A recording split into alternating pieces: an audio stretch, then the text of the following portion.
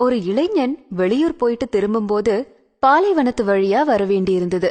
அப்போ ஒரு சுனையில நீரை பார்த்தான். ஆவலோட ஓடி போய் அந்த நீரை பருகியவன் அந்த தண்ணியோட சுவையில அளவில்லாத மகிழ்ச்சி அடைஞ்சான். குடிமக்களை சிறந்த முறையில ஆட்சி செய்யக்கூடிய தன்னோட நாட்டு மன்னனுக்கு அந்த நீரை கொடுத்தா அவர் ரொம்ப சந்தோஷம் அடைவாரு அப்படின்னு நினைச்சு தன்னோட தோல் பையில அந்த நீரை கொஞ்சமா நிரப்பிக்கிட்டு போனான். 4 நாட்கள் பயண முடிவுல தன்னோட ஊரை சேர்ந்தவன் அரண்மனைக்கு போய் அரசன் கிட்ட அந்த தண்ணியோட அருமை பெருமைகளை சொல்லி உலகிலேயே இந்த மாதிரி சுவையான தண்ணி இருக்கவே முடியாது அப்படின்னு சொல்லி அவருக்கும் அத கொடுத்தான். மன்னன் கொஞ்சம் கூட தாமதிக்காம மொத்த நீரையும் குடிக்க ஆரம்பிச்சாரு. இத பக்கத்துல இருந்து பாத்துட்டு இருந்த பட்டத்து ராணி, எனக்கும் அந்த தண்ணிய கொஞ்சம் கொடுங்களே அப்படின்னு கேட்டாங்க. எனக்கும் குடிக்க ஆசையா இருக்கு அப்படின்னு அவங்க சொல்ல அத கேட்காம மொத்த நீரையும் அவரே குடிச்சு முடிச்சிட்டாரு. பிரமாதம்! உண்மையில இந்த மாதிரி ஒரு சுவையான தண்ணிய நான் இது வரைக்கும் என் வாழ்க்கையில குடிச்சதே இல்ல. உனக்கு எவ்வளவு நன்றி சொன்னாலும் பத்தாது. நீ நீடூடி வாழ்க அப்படின்னு வாழ்த்துனது மட்டுமல்லாம பரிசுகளையும் கொடுத்தாரு. இளைஞன் தன்னோட மன்னனுக்கு அந்த அதிசய நீரை கொடுத்த சந்தோஷத்துல திரும்ப போனான். அவன் போன பிறகு ராணி, என்ன இருந்தாலும் உங்களுக்கு இவ்வளவு சுயநலம் ஆகாது.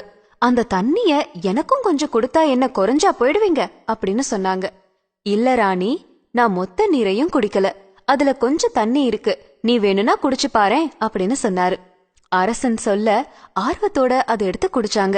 அத குடிச்சதும், சேச்சே, என்ன தண்ணி இப்படி நாற்றம் அடிக்குது அப்படின்னு சொல்லி அந்த தண்ணிய உடனடியா துப்பிட்டாங்க. அதுக்கு மன்னர் சொன்னாரு, உனக்கு அந்த தண்ணில இருந்த சுவைதான் தெரிஞ்சது.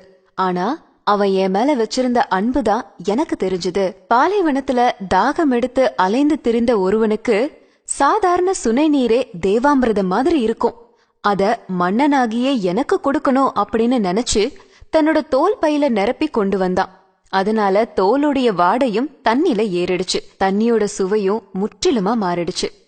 அவன் இருக்கும்போது இந்த தண்ணிய நான் உனக்கு கொடுத்திருந்தா நீ இப்ப நடந்துகிட்ட மாதிரிதான் அப்பவும் செஞ்சிருப்ப. அவனுடைய மனமும் வேதனை அடைஞ்சிருக்கும். அன்பை விட இந்த உலகத்துல சுவையானது வேற எதுவுமே கிடையாது. நம்மள பெரும்பாலானோர் பொருளுடைய மதிப்பை தான் எடை போடுறோமே தவிர அதுல இருக்கிற அன்பை பாக்குறது இல்ல. அப்படி செய்யறது உள்ள இருக்கிற முத்த பாக்காம சிப்பிய ஒதுக்குற மாதிரிதான். நீங்க வாழ்க்கையில அந்த மாதிரி எத்தனை முத்துக்களை தவற விட்டு இருக்கீங்க அப்படின்னு தெரியுமா? இனியாவது விழிச்சுக்கணும். மனித உணர்வுகளை மதிக்க கத்துக்கணும். அடுத்த முறை உங்களுக்கு யாராவது பரிசு பொருட்கள் கொடுத்தா அதனோட விலை மதிப்பை பார்க்காம அது எவ்வளவு பெருசுன்னு பார்க்காம அதுக்கு பின்னாடி இருக்கிற அன்பை பாருங்க.